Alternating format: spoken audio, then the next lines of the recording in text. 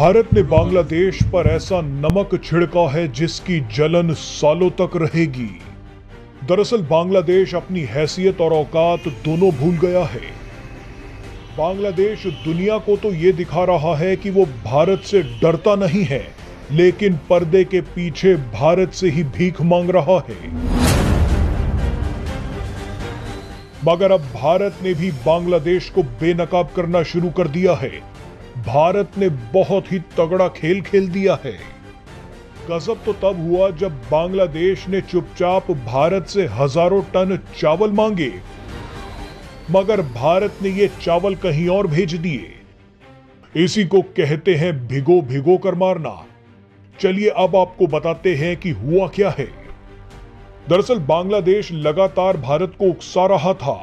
कभी पाकिस्तान से गले मिल रहा था तो कभी भारत के इलाकों को अपने नक्शे में दिखा रहा था। मगर सच्चाई तो यह है कि बांग्लादेश तेजी से भुखमरी की तरफ बढ़ रहा है। कट्टरपंथियों का यह देश फटीचर बन चुका है। तभी तो बांग्लादेश ने भारत से भीख मांगी है कि 50,000 टन चावल दे दो, हम कहीं से जुगाड़ करके इस चावल का पैसा भी दे देंगे। अब आप ही बताइए कि बांग्लादेश भारत को गाली तो जोर जोर से दे रहा है, मगर पेट भरने के लिए चुपचाप पर्दे के पीछे से हाथ फैला रहा है। मगर भारत भी कच्चा खिलाड़ी नहीं है।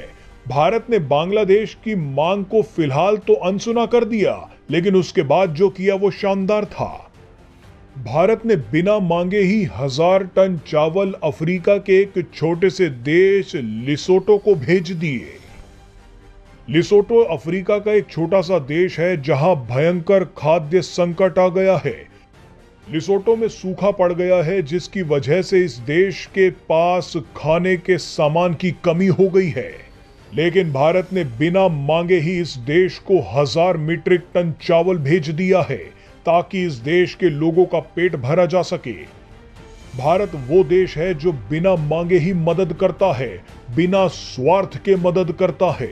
वैसे भारत ने कई बार बांग्लादेश की भी मदद की थी, मगर आज यही बांग्लादेश एहसान फरामोश निकला। भारत अगर चाहे तो बांग्लादेश को ना तो रोटी मिलेगी, ना चावल और ना चीनी, मगर फिर भी बांग्लादेश अकड़ दिखा रहा है।